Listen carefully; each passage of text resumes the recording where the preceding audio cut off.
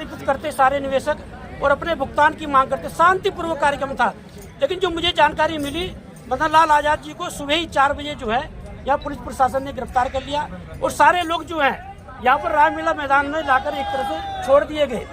तो मदन लाल आजाद जी से ही उनके यहाँ क्या क्या घटनाक्रम हुआ, क्या उनकी रणनीति थी, आगे क्या करने जा रहे हैं, उनसे बात करेंगे। मदन लाल जी, आपका बहुत बहुत स्वागत है।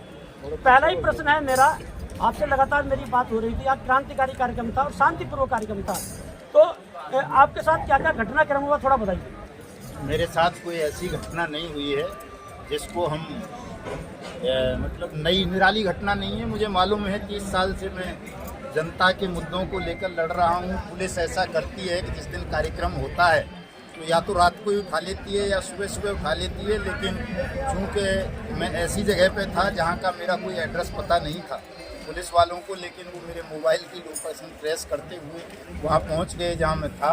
और सुबह सुबह ही सिविल ड्रेस में स्पेशल स्टाफ के साथी वो मुझे अपनी कार में बिठा करके यहाँ कमला मार्केट थाने ले आने लगे कि साहब डीसीपी साहब बुला रहे हैं कमला मार्केट, वहाँ चलिए। यहाँ लाए, यहाँ से उनको आदेश आया कि नहीं यहाँ से तो राजघाट नज़दीक है। और मैंने इतना मुझे समय मिल गया था गाड़ी में बैठे हुए कि मैंने एक ऑडियो डाल दिया था ग्रुप में कि मुझे कमला मार्केट थाने लेकर के आ रहे हैं। तो मेरा मोबाइल दोनों उन्होंने ले लिए, उन्होंने वो सुन लिया, और जब सुन लिया तो उन्हें लगा कि तमाम लोग कहीं यहाँ कमला मार्केट थाने ना आ जाएँ, तो वो मुझे फिर जो है उधर साउथ दिल्ली की तरफ वापस ले गए। अम्बेडकर नगर पुष्प विहार में हमारा साउथ का स्पेशल स्टाफ का वो है, वहाँ ले गए और देखते रहे अपने अफसरों का आदेश। और जब पूरा वीआईपी मूवमेंट खत्म हो गया राजघाट से, तो 10 बजे के बाद उन्होंने मुझे कहा साहब अब आप अपने घर जाओ, वहाँ मत जाना, लिख के दे दूँ। मैंने कहा भाई मैं लिख के नहीं दूँगा, आप गोली मार सकते हो तो मार दो, जो दंड दे सकते हो दे दो, लेकिन मैं ये नहीं कहूँगा किसी को कि कार्यक्रम समाप्त है। चूँकि हमारा कार्यक्रम एक जेन्युइन कार्यक्रम है, न्याय के लिए हम लड़ाई लड़ रहे हैं, इसमें कोई भी समझौता हम प्रशासन के साथ या शासन के साथ तब तक नहीं करेंगे जब तक हमारी मांग नहीं मान ली जाती। डीसीपी साहब ने मुझसे फ़ोन पे बात की थी, मैंने उन्हें भी कहा, मैं कहा साहब मेरी तो कोई लड़ाई नहीं है। उन्होंने पूछा किसी से मिलना चाहते हो, मैंने साहब किसी से नहीं मिलना है। आप कहो कि जो पीएमओ का ट्विटर हैंडल संभालते हैं प्रधानमंत्री का, वो एक ट्वीट कर दें देश के तमाम राज्यों के चीफ सेक्रेटरी को टैग करते हुए कि भाई आज से देश में अनियमित जमा योजनाएं पाबंदी कानून लागू है और तमाम राज्यों की सरकारें भुगतान के आवेदन लें, भुगतान कर दें। मैं कहा इतनी सी बात है, ये पीएमओ से ट्वीट करवा दीजिए आप, हमारा कार्यक्रम समाप्त है। कोई आपके मोबाइल से मैंने मैसेज देखा कि राजघाट का कार्यक्रम रद्द किया जाता है, क्या ये पुलिस प्रशासन ने किया था मैसेज? पुलिस प्रशासन ने किया होगा, मैंने ऐसा कोई मैसेज नहीं किया कि राजघाट का कार्यक्रम रद्द किया जाता है। मैंने तो ये कहा कि सब लोग जो है राजघाट पे ही रहे, मैं आ रहा हूँ। लेकिन बाद में मुझे वीडियो के माध्यम से, ग्रुप के माध्यम से पता चला कि तमाम लोगों को बसों में भर भर के इधर ले आए रामलीला मैदान। तो मैंने ऑडियो मैसेज डाला था कि सब साथी रामलीला मैदान ही रहे, मैं आ रहा हूँ। उधर गांधी जी की समाधि पर पुष्पांजलि अर्पित नहीं करने दिया गया देश के लोगों को, सीधा सीधा ये मतलब है। अब तो रामलीला मैदान में आप लोग एकजुट हैं, अब क्या रणनीति आगे?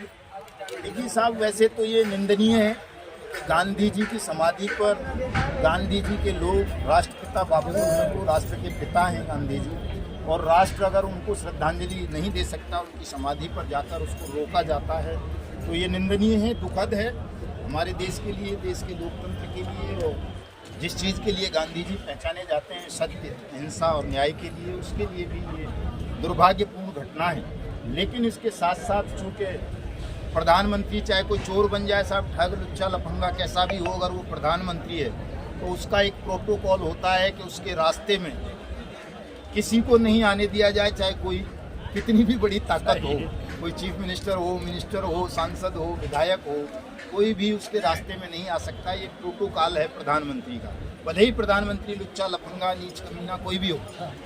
तो प्रधानमंत्री का चूँकि 7 बजे मूवमेंट था और हमारा इरादा भी यही था कि हमें प्रधानमंत्री को गांधी समाधि पर फूल अर्पित करने से रोकना है, जब तक कि वो देश के तमाम डीएम को, जिला कलेक्टर्स को ये आदेश ना करने कि इस कानून की अनुपालना करो, लोगों के आवेदन पे पैसा दो। तो उस प्रोटोकॉल के अंतर्गत सुरक्षा एजेंसीज ने, पुलिस ने अपनी एक योजना के तहत भी सुबह सुबह मदन लाल को उठा लो, बाकी जो लोग होंगे वो तो तितर बितर हो ही जाने हैं, मुझे उठा लिया, बाकी लोगों को भी जो है वो करने लगे। तो वो अपने एक प्रोटोकॉल के तहत उनको करना होता है सब, जैसा सीनियर ऑफिसर्स का आदेश है वो नीचे के अधिकारियों को मानना होता है। इसमें मैं कोई मुझे बुरा नहीं लगा बिल्कुल भी कि भाई बुरा लगे या मैं उनसे कोई चूंकि कोई अभद्रता भी नहीं की उन्होंने मेरे साथ, मैं समझता हूँ किसी और के साथ भी नहीं की होगी। अब यहाँ रामलीला मैदान में है, सारे लोग एकजुट है, आगे की रणनीति क्या है आप? देखिए साहब, आगे की रणनीति तो ये है कि प्रधानमंत्री को पता चल चुका है, मेरी ऑफिसर्स से जो बात हुई है, मुझे 10 बजे रिलीज किया गया है, कहा है साहब आपका संदेश था वो जा चुका है प्रधानमंत्री तक, और जिनको आप देना चाहते हो सब तक आपका संदेश पहुंच चुका है।